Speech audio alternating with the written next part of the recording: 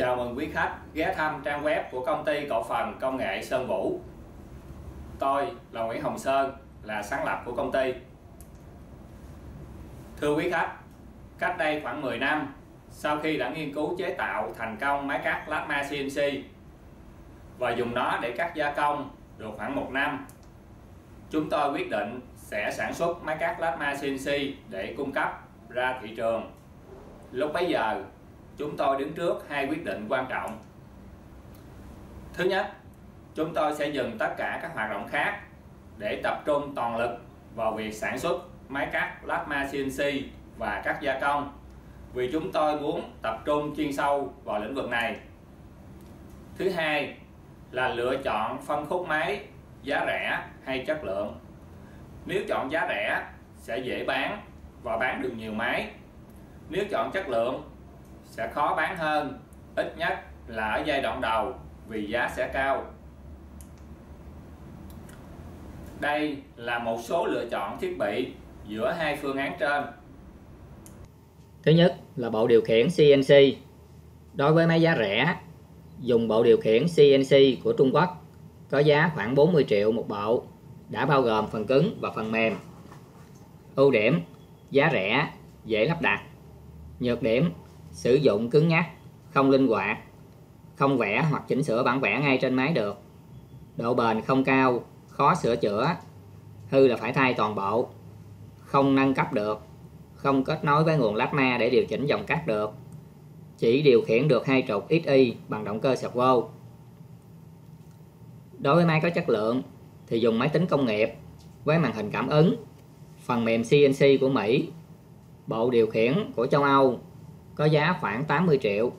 Ưu điểm: thiết kế linh hoạt, dễ sử dụng, dễ cải tiến. Phần mềm điều khiển của Mỹ cho phép tùy biến và mở rộng các chức năng. Đây là điều rất quan trọng. Trong quá trình cắt gia công, nếu cần thêm tính năng, chúng tôi có thể tự lập trình thêm để bổ sung, nên bộ điều khiển ngày càng hoàn thiện hơn.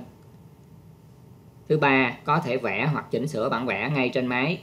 Thứ tư, độ bền và độ ổn định cao. Thứ năm, dễ dàng nâng cấp và mở rộng chức năng, ví dụ cắt ống, cắt vắt mép. Thứ sáu, kết nối được với bộ nguồn plasma để chỉnh dòng cắt. Thứ bảy, điều khiển được đến 6 trục bằng động cơ servo. Nhược điểm: giá cao, lắp đặt phức tạp. Thiết bị thứ hai là động cơ servo.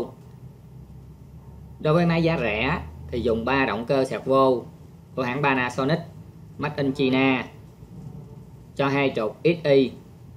Do bộ điều khiển của Trung Quốc chỉ điều khiển được 2 trục XY, giá khoảng 45 triệu cho 3 bộ. Đối với máy có chất lượng, dùng 4 động cơ servo Yaskawa, made in Japan, cho 3 trục XYZ, giá khoảng 90 triệu cho 4 bộ. Thiết bị thứ ba là thanh dẫn hướng. Đối với máy giá rẻ thì dẫn hướng bằng đường ray giống như đường ray xe lửa và các bạc đạn kẹp hai bên, giá khoảng 2 triệu một mét. Ưu điểm là giá rẻ, dễ lắp đặt, chỉ cần yêu cầu khách hàng chuẩn bị 2 thanh sắt Y 300 để lắp lên thanh dẫn hướng này mà không cần phải gia công gì cả. Nhược điểm: độ chính xác không cao, sai số đường chéo khi cắt các hình chữ nhật có kích thước lớn, có thể lên đến vài chục mm. Đối với máy có chất lượng thì dẫn hướng bằng thanh trượt bi của Đài Loan, giá khoảng 4 triệu một mét. Ưu điểm: dẫn hướng êm và có độ chính xác cao.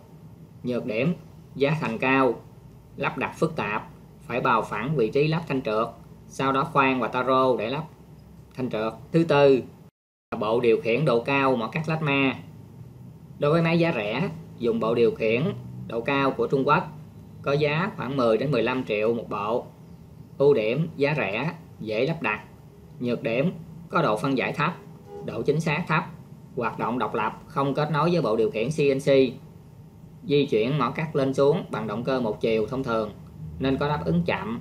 Đây là nguyên nhân khiến bắp cắt rất nhanh hỏng. Người vận hành phải tự cài đặt độ cao bằng tay. Đối với máy có chất lượng, tự nghiên cứu chế tạo bộ điều khiển độ cao. Nhược điểm: tốn rất nhiều thời gian và chi phí nghiên cứu, chế tạo, Nguyên nhân do không hài lòng với chất lượng của bộ điều khiển độ cao của Trung Quốc, trong khi bộ điều khiển độ cao của hãng Hypertherm của Mỹ có giá lên đến 130 triệu đồng một bộ, nên chúng tôi muốn tự chế tạo. Ưu điểm: có độ phân giải cao, độ chính xác cao, kết nối được với bộ điều khiển CNC, di chuyển mỏ cắt lên xuống bằng động cơ servo nên có đáp ứng nhanh. Thứ ba, có chế độ điều khiển độ cao thông minh.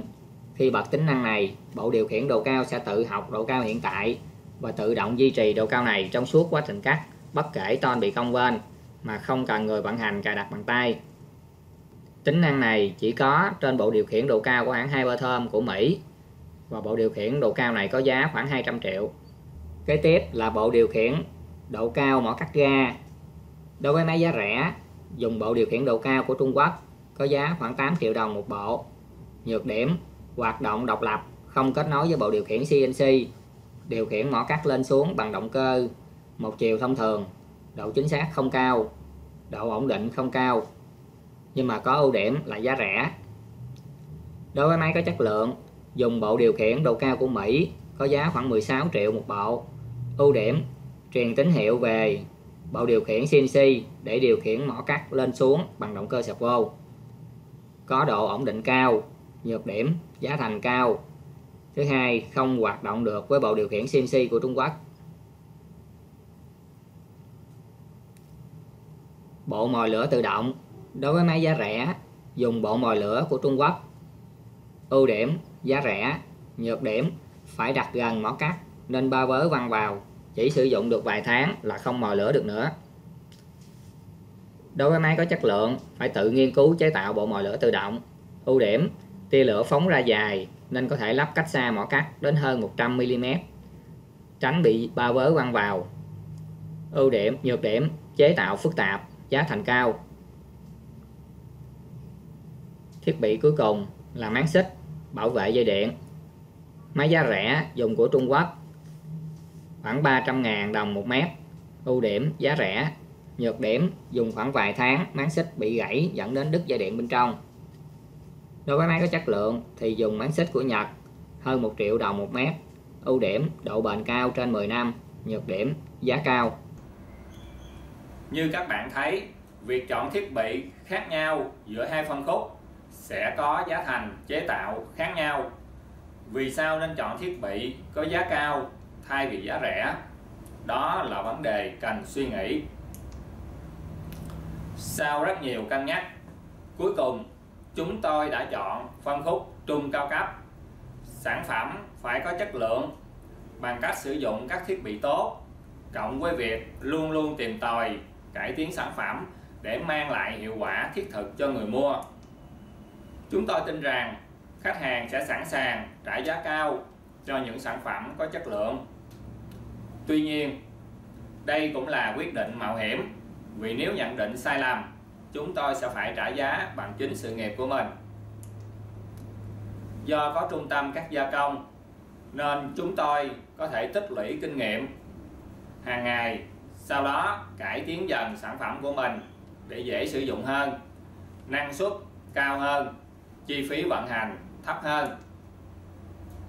Có thể nói, máy cắt Lama CNC của Sơn Vũ rất dễ sử dụng và có năng suất cao hơn, kể cả khi so với máy của Mỹ hay của Nhật. Có được điều này không phải do chúng tôi giỏi hơn Mỹ hay Nhật, mà chỉ đơn giản là chúng tôi sống với công việc cắt gia công hàng ngày. Chúng tôi đã từng gặp khó khăn trước các bản vẽ phức tạp và các yêu cầu ngày càng cao của khách hàng.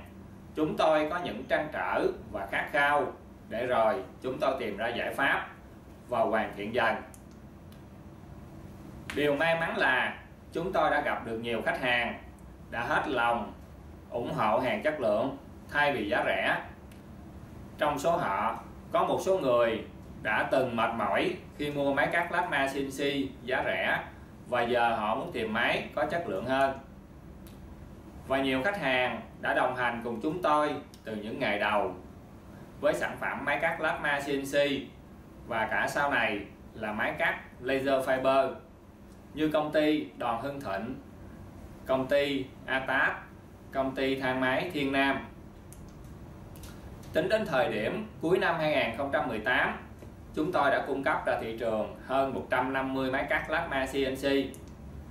Trong đó có nhiều công ty lớn trong nước như công ty kết cấu thép ATAP, công ty Unicorn, công ty thang máy Thiên Nam và các công ty của Nhật tại Việt Nam như Kobe, Masakasu, Kamui. Ngoài ra, chúng tôi cũng đã xuất khẩu đi một số nước như Lào và Campuchia.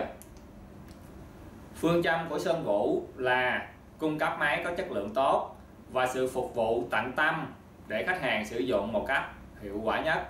Sơn Vũ không sản xuất hay cung cấp máy giá rẻ. Cảm ơn quý khách đã viếng thăm. Xin hãy liên hệ với chúng tôi bằng cách chat, Zalo hoặc gọi các số liên lạc được cung cấp trên website để chúng tôi tư vấn giải pháp cắt plasma CNC hiệu quả và tiết kiệm nhất cho quý khách. Xin chào thân ái.